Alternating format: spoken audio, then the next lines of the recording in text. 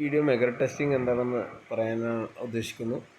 അപ്പോൾ megger testing എന്ന് പറഞ്ഞാൽ നമ്മുടെ ഓരോ എക്യുപ്മെൻറ്റ്സ് അല്ലെങ്കിൽ ഓരോ കേബിൾസിൻ്റെ ഇൻസുലേഷൻ എത്രത്തോളം ശക്തമാണ് അല്ലെങ്കിൽ ഇൻസുലേഷൻ എത്രത്തോളം ബലമുണ്ട് എന്നുള്ള അറിയാൻ വേണ്ടിയുള്ള ഒരു മാർഗ്ഗമാണ് മെഗർ ടെസ്റ്റിംഗ്. അപ്പോൾ അത് നമ്മുടെ കേബിളിൻ്റെ വയറിങ്ങിന് യൂസ് ചെയ്യാറുണ്ട്. വയറിൻ്റെ ഇൻസുലേഷൻ ടെസ്റ്റ് ചെയ്യാൻ യൂസ് ചെയ്യാറുണ്ട്. എക്യുപ്മെൻറ്റ്സിലേക്ക് ട്രാൻസ്ഫോമറിൻ്റെയൊക്കെ ഇൻസുലേഷൻസ് ചെക്ക് ചെയ്യാൻ ഇത് ഉപയോഗിക്കാറുണ്ട്. കാരണം നമ്മുടെ ഈ പറഞ്ഞ വയറായിക്കോട്ടെ, ട്രാൻസ്ഫോമേഴ്സ് ആയിക്കോട്ടെ, അല്ലെങ്കിൽ മറ്റേത് ഇലക്ട്രിക്കൽ എക്യുപ്മെൻ്റ് ആയിക്കോട്ടെ, അതിലൊരു ചാലകം അല്ലെങ്കിൽ കണ്ടക്ടർ എന്ന് പറയുന്ന പാർട്ടുണ്ടാവും. ആ കണ്ടക്ടറിന് പുറംമൂടിയായിട്ട് ഇൻസുലേഷൻസ് ഉണ്ടാവും. അതായത് മനുഷ്യർക്ക് അപകടം വരാത്ത രീതിയിൽ കൃത്യമായിട്ട് പിന്നെ ഷോർട്ട് സർക്യൂട്ടൊന്നും വരാത്ത രീതിയിൽ കറണ്ട് കൃത്യമായിട്ട് കടത്തിക്കൊണ്ടുപോകാനുള്ള ഒരു മാർഗം അതിനകത്തുണ്ടാവും. പക്ഷേ ഇത് എത്രത്തോളം ഓക്കെ ആണെന്ന് ഉറപ്പ് വരുത്താനാണ് ഈ മെഗർ ടെസ്റ്റിംഗ് ചെയ്യുന്നത്.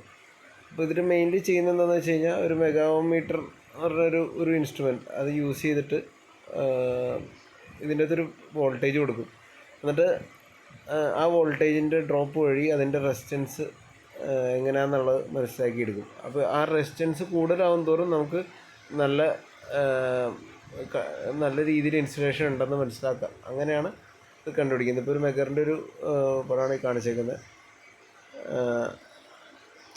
അപ്പോൾ ഇതിൻ്റെ ഒരു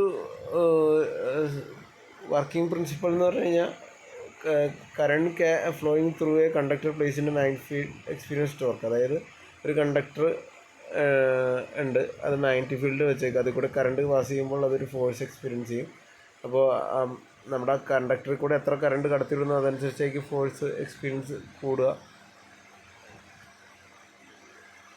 അപ്പോൾ നമ്മുടെ മെഗറിൻ്റെ ഒരു കൺസ്ട്രക്ഷൻ ഇവിടെ കാണാം. നമ്മുടെ പോയിൻ്റർ 0 to ഇൻഫിനിറ്റി എന്ന് പറഞ്ഞിട്ടേക്കുന്ന കാണാം. അപ്പോൾ ഇതിൻ്റെ അകത്തൊരു ഹാൻഡിൽ മെക്കാനിസം ഉണ്ട്.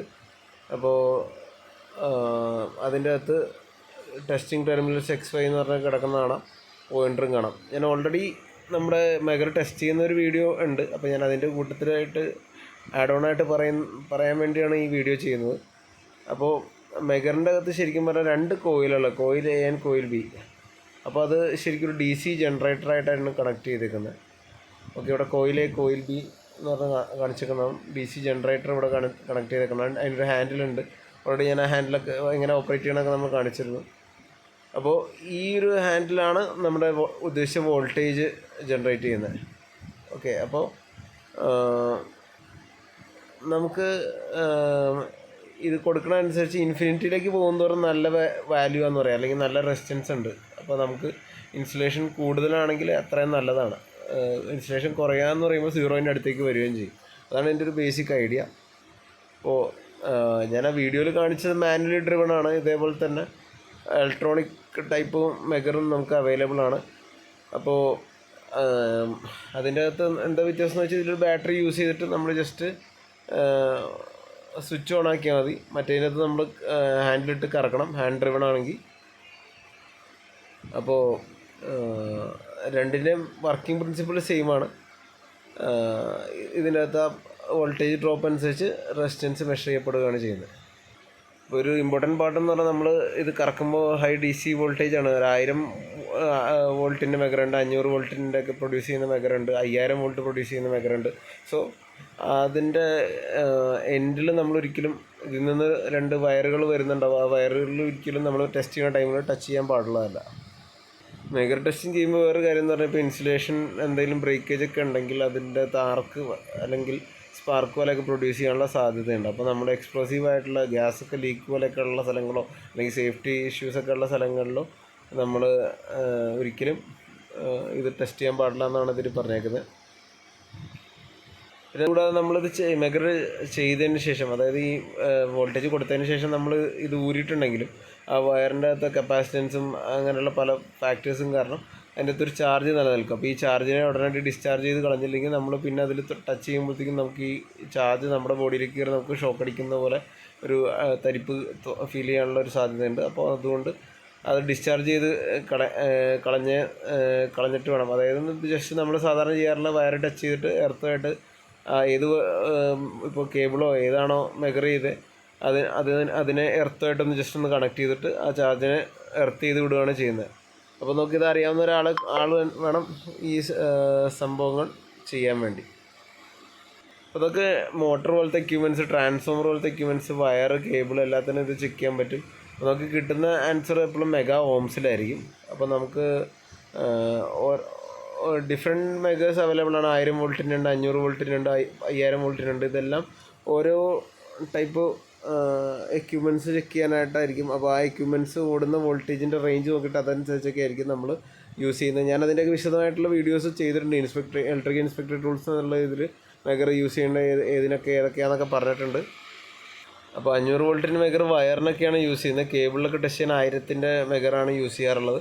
അതിൻ്റെ അത് ജനറേറ്റ് ചെയ്യുന്ന വോൾട്ടേജിൻ്റെ വേരിയേഷൻ തന്നെയാണ് അതിനെ വ്യത്യസ്തമാക്കുന്നത്. വർക്കിംഗ് പ്രിൻസിപ്പിളൊക്കെ സെയിം ആണ്. മെഗർ യൂസ് ചെയ്യാനുള്ള കുറച്ച് കാരണം എന്ന് പറയുന്നത് കുറച്ചുകൂടി അക്യുറേറ്റ് ആണ്. ബാക്കിയുള്ള പല മെത്തേഡ്സിനേക്കാളും കുറച്ച് ടൈം കൊണ്ട് നമുക്ക് കാര്യങ്ങൾ നടക്കും. Permanent DC സോഴ്സാണുള്ളത്, DC ജനറേറ്ററാണുള്ളത്. അപ്പോൾ അത് കുറച്ച് അക്യുറേറ്റ് ആയിട്ടാണ് ഇതിൻ്റെ വാല്യൂ കിട്ടുന്നത്. ഇൻസുലേഷൻ ഡാമേജ് പോലത്തെ കേസുകളൊക്കെ പെട്ടെന്ന് കണ്ടുപിടിച്ചിട്ട് അതിന് കറക്റ്റായിട്ട് നമുക്ക് പരിഹാരങ്ങൾ കണ്ടെത്താനുള്ള ഒരു മാർഗം തേടാവുന്നതാണ്.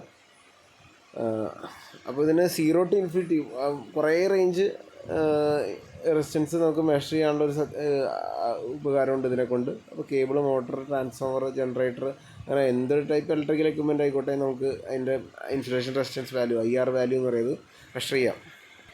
ഡിസഡ്വാൻറ്റേജ് പല ലോ ബാറ്ററി, അങ്ങനെ സെൻസിറ്റിവിറ്റി എറർ അങ്ങനെയൊക്കെ ഉള്ള കാരണം ചിലപ്പോൾ എറേഴ്സ് വരാം. അതുപോലെ ടെമ്പറേച്ചർ ചേഞ്ച് കാരണം വരാം. പിന്നെ നമ്മുടെ ഹാൻഡ് ഡ്രിവൺ ടൈപ്പൊക്കെയാണ് യൂസ് ചെയ്യണമെങ്കിൽ 2 ആൾ വേണ്ടി വരും. കാരണം ഒരാൾ ഇത് കറക്കാനും ഒരാൾ അത് ടെസ്റ്റ് ചെയ്യുന്ന പ്രോബ് വെച്ച് ടെസ്റ്റ് ചെയ്ത് അതിൻ്റെ റീഡിങ്സ് ഒക്കെ എടുത്ത് നോക്കാനും 2 ആൾ വേണ്ടി വരും.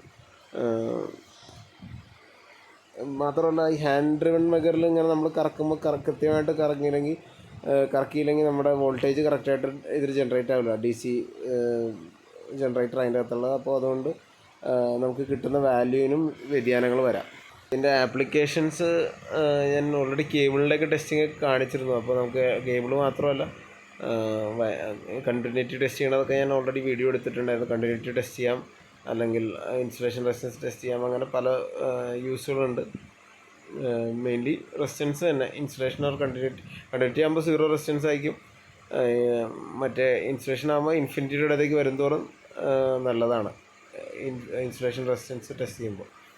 അപ്പോൾ battery test, relay, ground test അങ്ങനെയുള്ള കാര്യങ്ങൾക്കൊക്കെ യൂസ് ചെയ്യാവുന്നതാണ്.